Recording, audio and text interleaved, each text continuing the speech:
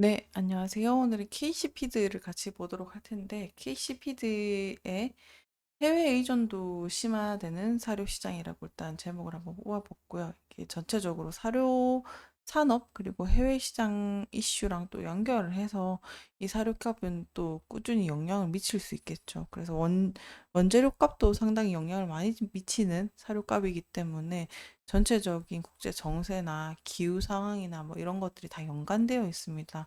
그래서 그런 것들을 같이 한번 살펴보는 시간을 가져야 되지 않을까라는 생각이 들어서 정리를 해보는 시간을 좀 가지려고 하고요. 전체적으로 가볍게 이 사료 산업 전반에 대해서 같이 이해해 보시는 시간이 되셨으면 좋겠습니다. 자, 바로 보시면요. KC피드는 배합사료를 만드는 회사죠. 그러다 보니까 배합사료, 사료에 대한 비중이 상당히 큽니다. 사료 같은 경우는 또 해외에서 원가 자체를 얼마나 저렴하게 들여오느냐에 따라서 또 그게 또 가축 생산 비용에도 다 전가가 되고 하기 때문에 그런 변동성이 상당히 심하다고 볼 수 있습니다. 그래서 이 부분에 있어서는 이 KC피드가 얼마나 사업 부분에서 사료가 지대한 영향을 끼치고 있는지 확인하는 차원에서 한번 보여드린 거고요. 본론으로 들어가시면요. 곡물 수요가 해외 의존 갈수록 심화된다고 하는데요. 식량 안보가 발등에 불이 떨어진 상황이다라는 전체적으로 볼 수 있겠는데 여러 가지 이유가 있겠지만 기후 변화랑 전쟁도 당연히 따를 수 있겠고요. 그다음에 곡물 가격도 변동성이 상당히 심하고 그다음에 쌀을 제외한 자급률 자체가 이게 가장 떨어집니다. 이게 조금 핵심이 될 것 같은데 거기에 따라서 우리나라 식량 안보 지수도 상당히 낮습니다. 이런 걸 보시면 우리나라는 곡물 가격 변동에 대해서 이 휘청휘청거릴 수 있는 요소들이 상당히 많구나라는 걸 또 인지할 수 있겠고 거기다가 자급률까지 떨어지니까 더욱더 이 변동성에 취약할 수밖에 없다라는 것을 볼 수 있습니다. 우선 기사 내용을 좀 요약해서 말씀을 드리면요. 국제 식량 안보 현황을 조금 말씀드려야 될 것 같은데, 22년 기준으로 했을 때 기아 인구가 7억 명이고, 코로나 이전보다는 이게 1억 2,200만 명 증가했다고 합니다. 거기에는 기후변화가 있었을 것이고, 러시아나 우크라이나 전쟁이 또 가담을 했겠죠. 그렇게 되면서 원자재 변동성이 증가를 합니다. 그래서 약 24억 명의 식량 안보가 또 증명했다라고도 볼 수 있겠는데요. 우리나라의 식량 안보 현황은요, 연간 2,300만 톤 곡물을 수요를 하고 1,800만 톤을 수입을 하는 세계 7대 식량 수입국입니다. 그만큼 의존도가 많다라고도 볼 수 있겠죠.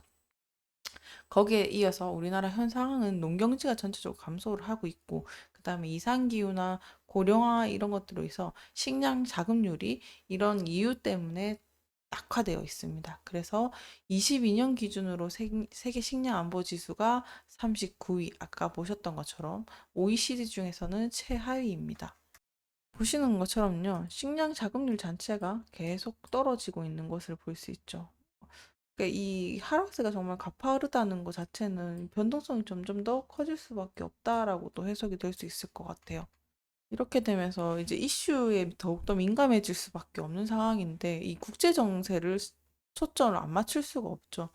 그러니까 주요 곡물 수출국에 의존을 해야 되는 상황인데 보통 이제 러시아랑 우크라이나 전쟁으로 인해서도 흑해 곡물 협정이라고 해서 협정 종료로 인해서 국제 가격, 곡물 가격이 급등을 하게 됩니다. 보시면서 이렇게 지역 간의 분쟁이랑 미중 갈등으로 인해서도 원자재는 가격 변동성이 점점 커지고 있다라고도 볼 수 있겠죠.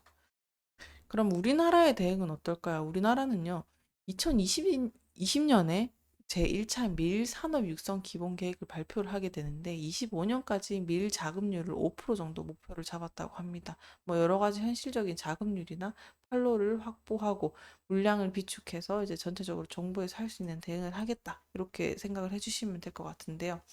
자, 그럼 우리가 중요하게 봐야 될 거는 이 식량 가격의 변화 추이인데요. 식량 가격이 이 그래프를 전체적으로 봤을 때 계속 우상향하고 있다는 모습을 볼 수 있죠. 이게 60년도 초반부터 지금까지니까 이제 60년이 넘게 되는 이 시간 동안 계속 우상향 그래프를 그리면서 식량 가격은 올라갔다라고도 볼 수 있겠죠. 그러면 이 KC피드랑 곡물 시장 전체적으로 봤을 때 특히 우리나라 국내 사료 곡물 수입 증가가 육류 소비랑 육류 소비가 계속 증가랑 더불어 올라갈 수밖에 없으므로 지금 현 상황에서는 곡물 수입이 계속 증가할 수 있다라고도 보실 수 있겠고요. 그리고 KC피드는 사료 생산업체니까 이 사료 의존도 역시 계속 높아질 것으로 보입니다. 그래서 이제 원가 상승이랑 제품 가격 인상으로 이어질 수 있어서 수익성에 영향을 또 미칠 수 있겠죠. 그리고 이렇게 의존도가 계속 낮아진다는 것 자체는 아까 계속 다시 말씀드리지만 변동성 자체가 증가한다는 뜻이랑 직결되는 거기 때문에 가격에 대한 변동성이 점점 예측해질 수 없는 상황으로 흘러갈 수 있겠구나라는 것도 생각이 듭니다. 그래서 이제 뭐 기업 차원에서는 가격 안정성을 위해서 뭐 장기 계약이나 뭐 수입선 이런 것들을 확보를 필요할 것 같은데 어쨌든 상황 자체는 의존도 자체가 높아지고 있어서 크게 환경적으로는 좋은 상황은 아니다라고도 볼 수 있겠습니다.